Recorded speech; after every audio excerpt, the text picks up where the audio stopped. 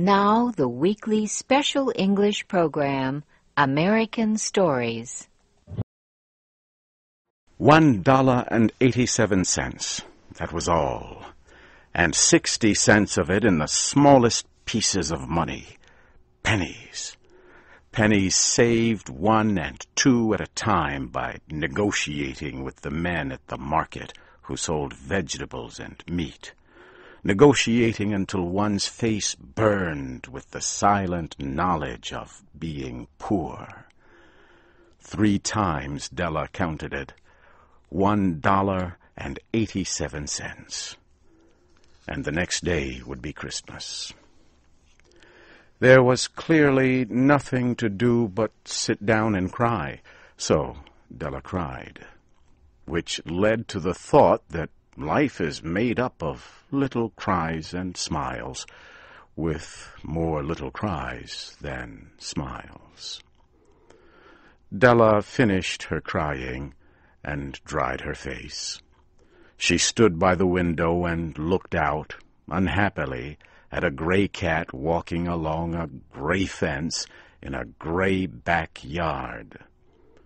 Tomorrow would be Christmas Day, and she had only $1.87 to buy her husband Jim a gift. She had been saving every penny she could for months, with this result. Jim earned $20 a week, which does not go far. Expenses had been greater than she had expected. They always are. Many a happy hour she had spent planning to buy something nice for him, something fine and rare, something close to being worthy of the honor of belonging to Jim. There was a tall glass mirror between the windows of the room. Suddenly Della turned from the window and stood before the glass mirror and looked at herself. Her eyes were shining, but her face had lost its color within 20 seconds.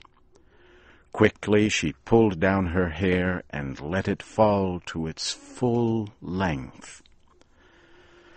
Now, Mr. and Mrs. James Dillingham Young had 2 possessions which they valued.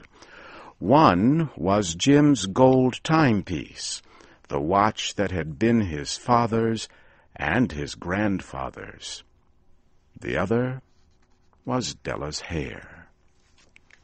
Had the Queen of Sheba lived in their building, Della would have let her hair hang out the window to dry, just to reduce the value of the Queen's jewels.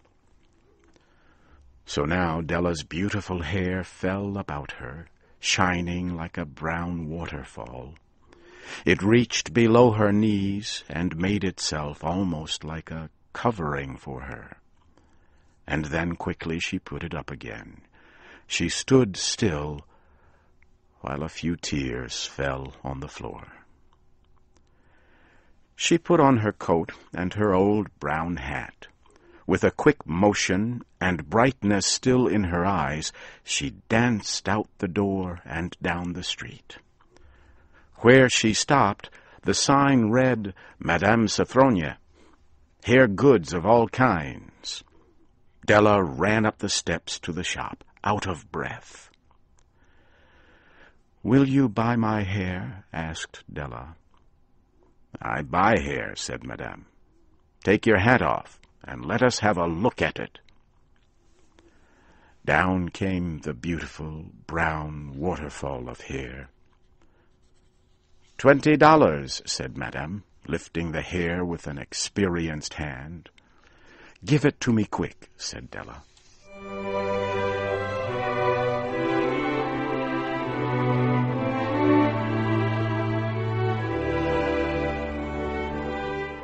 The next 2 hours went by as if they had wings. Della looked in all the stores to choose a gift for Jim. She found it at last. It surely had been made for Jim and no one else. It was a chain, simple round rings of silver. It was perfect for Jim's gold watch. As soon as she saw it, she knew that it must be for him. It was like him, quiet, and with great value. She gave the shopkeeper $21, and she hurried home with the 87 cents that was left. When Della arrived home, she began to repair what was left of her hair. The hair had been ruined by her love and her desire to give a special gift. Repairing the damage was a very big job. Within 40 minutes, her head was covered with tiny round curls of hair that made her look wonderfully like a schoolboy. She looked at herself in the glass mirror long and carefully. "If Jim does not kill me before he takes a second look at me," she said to herself, "he'll say I look like a song girl. But what could I do? Oh, what could I do with $1.87? At 7 o'clock that night, the coffee was made, and the pan on the back of the stove was hot and ready to cook the meat.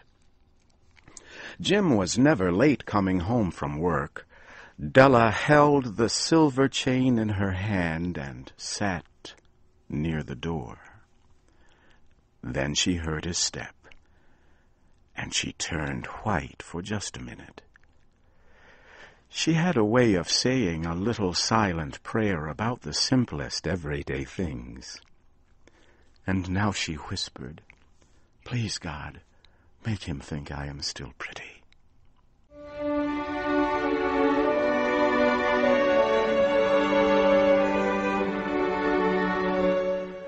The door opened and Jim stepped in. He looked thin and very serious. Poor man, he was only 22, and he had to care for a wife. He needed a new coat and gloves to keep his hands warm. Jim stopped inside the door, as immovable as a dog smelling a bird. His eyes were fixed upon Della. There was an expression in them that she could not read, and it frightened her.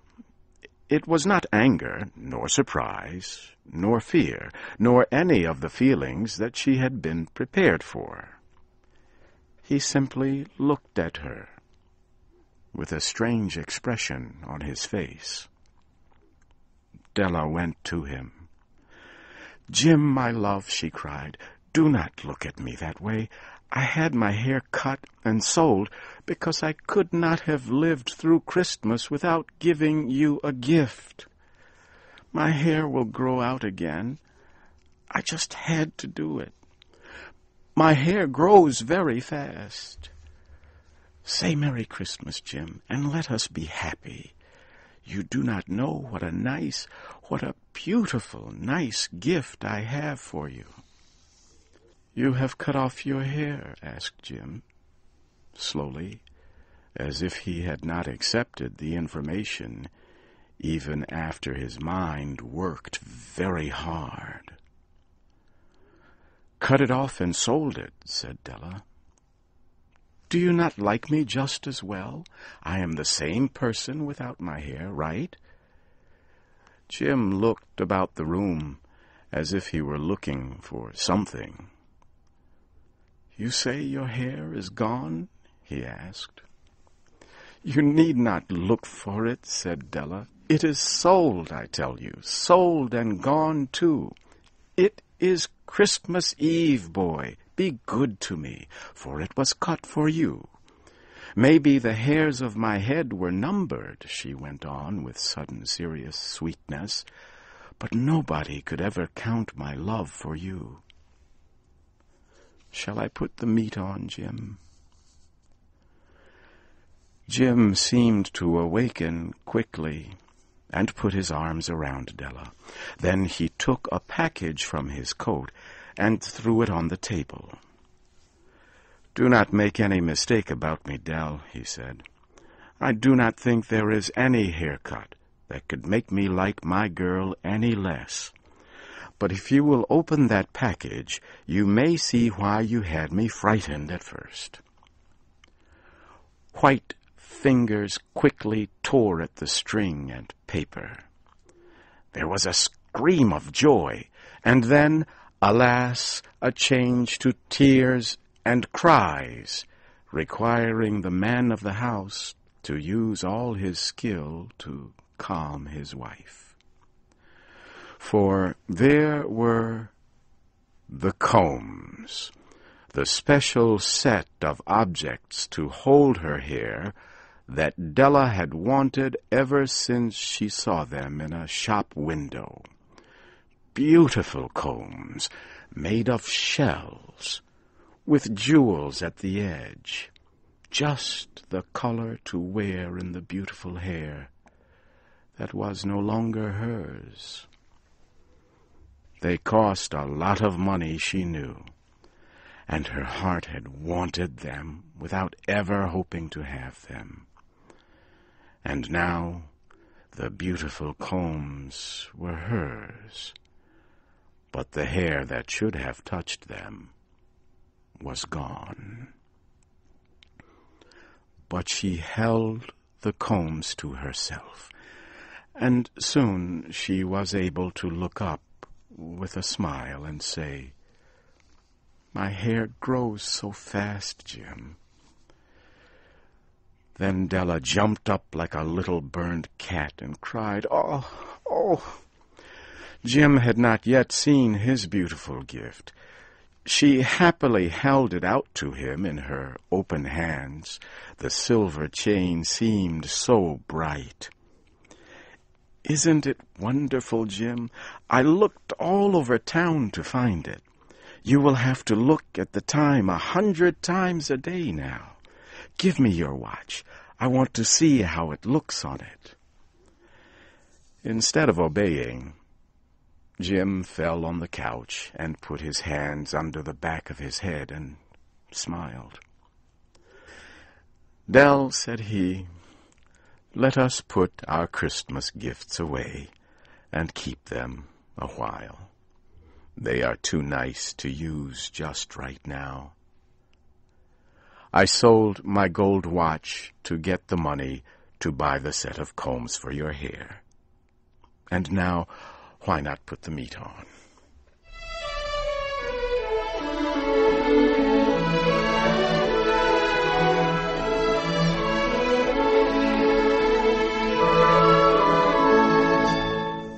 The Magi were wise men, wonderfully wise men, who brought gifts to the baby Jesus. They invented the art of giving Christmas gifts. Being wise, their gifts were wise ones. And here I have told you the story of two young people who most unwisely gave for each other the greatest treasures of their house.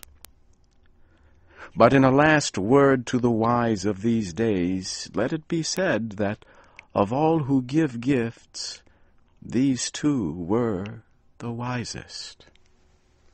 Everywhere they are wisest. They are the Magi.